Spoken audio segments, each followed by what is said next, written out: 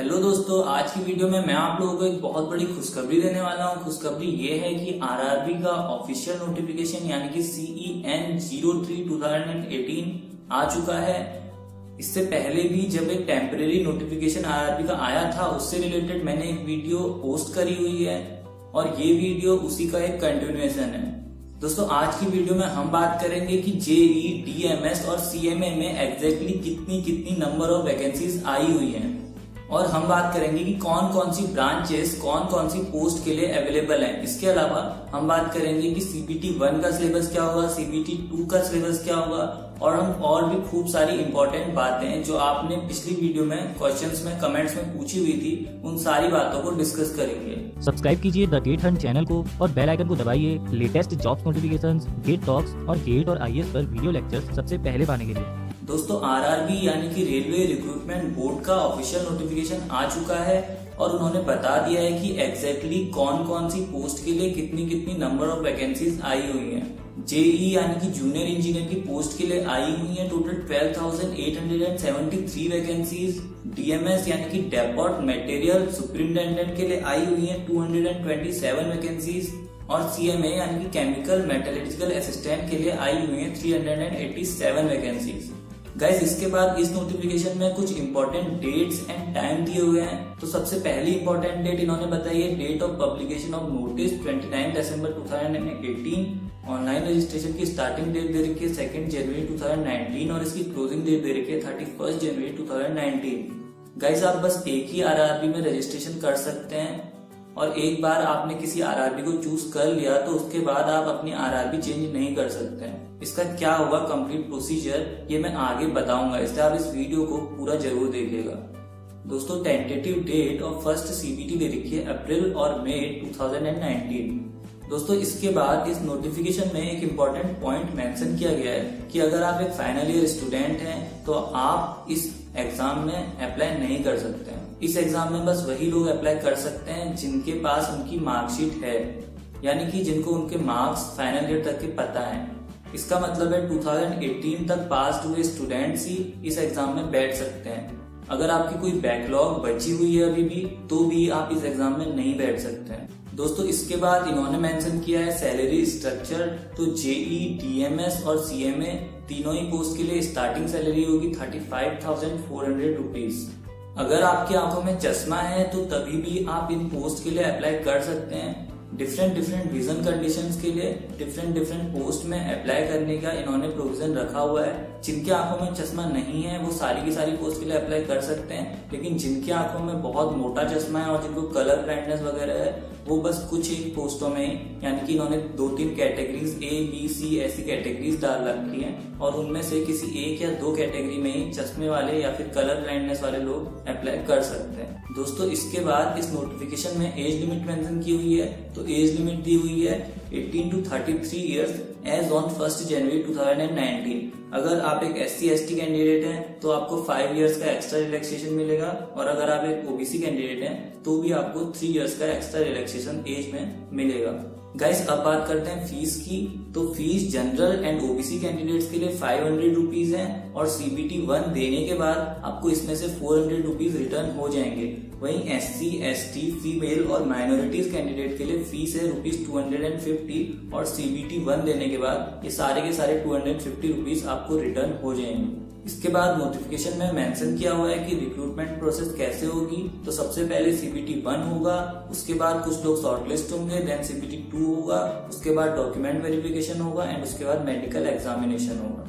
इस नोटिफिकेशन में ये मेंशन किया गया है कि CBT 1 90 मिनट्स का होगा और इसमें 100 क्वेश्चन पूछे जाएंगे और इसका सिलेबस होगा mathematics, general intelligence and reasoning, general awareness and general science. तो मैथमेटिक्स के 30 क्वेश्चंस होंगे, जनरल इंटेलिजेंस एंड रीजनिंग के 25 क्वेश्चंस होंगे, जनरल अवेयरनेस के 15 क्वेश्चंस होंगे और जनरल साइंस के 30 क्वेश्चन होंगे। जनरल साइंस आपकी 10th लेवल तक की फिजिक्स, केमिस्ट्री और बायोलॉजी पूछी जाएगी। तो तो इस तरीके से टोटल 100 क्वेश्चन 90 मिनट्स में आपको सॉल्व करने होंगे। CBT 1 एग्जाम के बाद एक लिस्ट निकाली जाएगी जिसमें वैकेंसीज के 15 टाइम्स स्टूडेंट्स को CBT 2 में बैठने दिया जाएगा। CBT 2 120 मिनट्स का होगा, इसमें 150 क्वेश्चन आएंगे और इसका सिलेबस है जनरल अवेयरनेस जो 15 मार्क्स की पूछी जाएगी, physics and chemistry 10th CBSE level की वो भी 15 मार्क्स की पूछी जाएगी, बेसिक्स ऑफ कंप्यूटर्स एप्लीकेशन ये अगेन 10 मार्क्स का पूछा जाएगा, basics of environmental pollution and control ये भी 10 मार्क्स का पूछा जाएगा,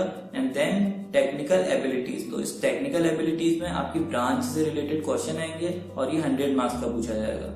दोस्तों CBT 2 में आपको वर्चुअल कैलकुलेटर भी अलाउड होगा, दैट मीन्स CBT 2 में आपको न्यूमेरिकल क्वेश्चंस आने के पूरे चांसेस हैं। दोस्तों इसके बाद इस नोटिफिकेशन में ये भी बताया गया कि कौन कौन सी ब्रांच के स्टूडेंट कौन कौन से एग्जाम ग्रुप्स के लिए अप्लाई कर सकते हैं। तो सबसे पहले ये बताया गया कि mechanical, production, automobile, manufacturing, mechatronics, industrial, machining, tools and machining, tools and drawing ये सारी ब्रांच के students mechanical and allied engineering exam group के लिए अप्लाई कर सकते हैं। इलेक्ट्रिकल ब्रांच के स्टूडेंट इलेक्ट्रिकल एग्जाम ग्रुप के लिए अप्लाई कर सकते हैं। Electronics, instrumentation and computer science के स्टूडेंट्स इलेक्ट्रॉनिक्स एग्जाम ग्रुप के लिए अप्लाई कर सकते हैं। सिविल ब्रांच के स्टूडेंट्स सिविल एग्जाम ग्रुप के लिए अप्लाई कर सकते हैं। प्रिंटिंग ब्रांच के स्टूडेंट्स प्रिंटिंग एग्जाम ग्रुप के लिए अप्लाई कर सकते हैं। BSc फिजिक्स एंड केमिस्ट्री वाले students chemical and metallurgical assistant के लिए अप्लाई कर सकते हैं।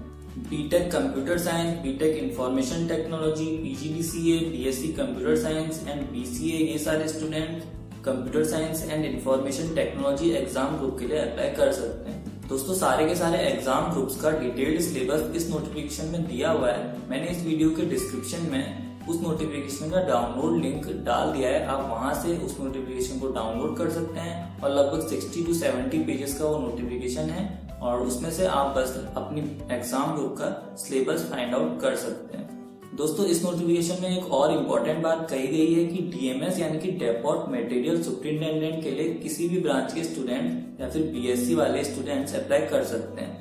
तो इसमें बस ये बात रहेगी कि CBT 2 के लिए आपको एक टेक्निकल सब्जेक्ट चूज करना होगा, that is civil, mechanical, electrical. आप किस ब्रांच से अपना CBT 2 का एग्जाम देना चाहते हैं वो आपको चूज करना होगा और किसी भी ब्रांच के स्टूडेंट्स ये डेपोट मटेरियल सुपरिटेंडेंट के लिए अप्लाई कर सकते हैं। दोस्तों अगर आप एलिजिबल हैं तो आप बिल्कुल एक से ज्यादा पोस्ट के लिए अप्लाई कर सकते हैं। फॉर एग्जाम्पल मैकेनिकल इंजीनियरिंग वाले students JEE mechanical and JEE electrical दोनों के लिए अप्लाई कर सकते हैं। MCS एंड IT वाले students JEE IT and JEE electronics दोनों ही एग्जाम ग्रुप्स के लिए अप्लाई कर सकते हैं। तो इसमें बस ये होगा कि आपको एक अपनी प्रेफरेंस मेंशन करनी होगी कि आप कौन से वाले एग्जाम ग्रुप्स को ऊपर रखते हैं और कौन से वाले एग्जाम ग्रुप को नीचे रखते हैं। ठीक है, तो आप जितनी पोस्ट के लिए भी एलिजिबल हैं उन सारी की सारी पोस्ट के लिए अप्लाई कर सकते हैं। दोस्तों एक बहुत इंपॉर्टेंट पॉइंट इस नोटिफिकेशन में दिया गया है कि एक बार जो RRB आपने सिलेक्ट कर दी उसके बाद आप उसे चेंज नहीं कर सकते। तो RRB different railway recruitment boards होते हैं, साउथ वेस्ट जोन के, नॉर्थ ईस्ट जोन के, जितने भी डिफरेंट जोन्स हैं रेलवे के इंडिया में उनकी डिफरेंट RRBs हैं। तो आप बस एक ही RRB के लिए फॉर्म से अप्लाई कर सकते हो और अगर आपने एक बार कोई RRB चूज कर ली तो उसके बाद आप उस RRB को चेंज नहीं कर सकते। तो इसलिए RRB चूज करते समय बहुत ज्यादा सावधानी बरतने की जरूरत है और ये बिल्कुल देखना, ये चेक करना होगा आपको कि जो RRB आप चूज कर रहे हो उसमें आपकी ब्रांच की कितनी नंबर ऑफ वैकेंसीज आई हुई है। तो ये भी इस नोटिफिकेशन में दिया हुआ है डिटेलली कि कौन कौन सी RRB में कौन कौन सी ब्रांच के लिए कितनी वैकेंसीज आई हुई हैं। तो प्लीज आप उसको चेक कर लीजिए और उसके बाद ही अपनी RRB सिलेक्ट करें। Guys exam language English, Hindi, Gujarati, Urdu, Marathi and Tamil, Kannada and all those languages जितनी भी रीजनल और नेशनल लैंग्वेजेस है, मोस्टली सारी की सारी लैंग्वेजेस में आप ये एग्जाम दे सकते हो। दोस्तों क्योंकि आपका कुछ मनी रिफंड होगा तो इसलिए आपको इस फॉर्म में अपनी बैंक डिटेल भी भरनी होगी। दोस्तों इसके बाद इस नोटिफिकेशन में ये बताया गया है कि एक बार अगर आपका फॉर्म गलत हो गया तो अगर आप उसको करेक्ट करना चाहते हैं तो आपको मॉडिफिकेशन फीस 100 रुपीज की RRB को जमा करनी होगी और उसके बाद आप उसको मॉडिफाई कर सकते हैं। इस नोटिफिकेशन में डिफरेंट ब्रांचेस के लिए डिफरेंट सिलेबस गिवन है, तो आप उसको एक बार स्टडी कर लीजिए और उसके बाद डिफरेंट ब्रांचेस किस किस पोस्ट के लिए एलिजिबल हैं, एलिजिबिलिटी क्राइटेरिया भी गिवन है, तो आप उसको भी स्टडी कर लीजिए। उसके बाद इन्होंने एक वैकेंसी टेबल दी हुई है और उस वैकेंसी टेबल में दिखाया हुआ है कि कौन कौन सी आरआरबी में कौन कौन सी ब्रांचेस के लिए, कौन कौन से एग्जाम ग्रुप्स के लिए कितनी कितनी पोस्ट खाली हैं। तो जैसे डिफरेंट आरआरबीज हैं, भुवनेश्वर, इलाहाबाद, गुवाहाटी, तो इन सारी के सारी आरआरबीज के लिए कितनी कितनी पोस्ट कहाँ कहाँ पर खाली है वो उसमें मेंशन कर रखा है। तो आप अपनी आरआरबी चूज करने से पहले इस वैकेंसी टेबल को एक बार अच्छे से पक्का स्टडी कर लीजिए। दोस्तों ये था आरआरबी का पूरा ऑफिशियल नोटिफिकेशन। इसका लिंक मैंने इस वीडियो के डिस्क्रिप्शन में भी पोस्ट कर रखा है, आप वहां से इस नोटिफिकेशन को डाउनलोड कर सकते हैं। और अगर आपको ये वीडियो हेल्पफुल लगी, अच्छी लगी, तो प्लीज इस वीडियो को लाइक कीजिए। गाइस इस वीडियो को लाइक जरूर करें और सब्सक्राइब करें द गेट हंट चैनल को, और साथ ही साथ बेल आइकन को भी दबाइए latest job notification, get talks और गेट एंड आईएएस के लिए वीडियो लेक्चर्स के नोटिफिकेशन सबसे पहले पाने के लिए।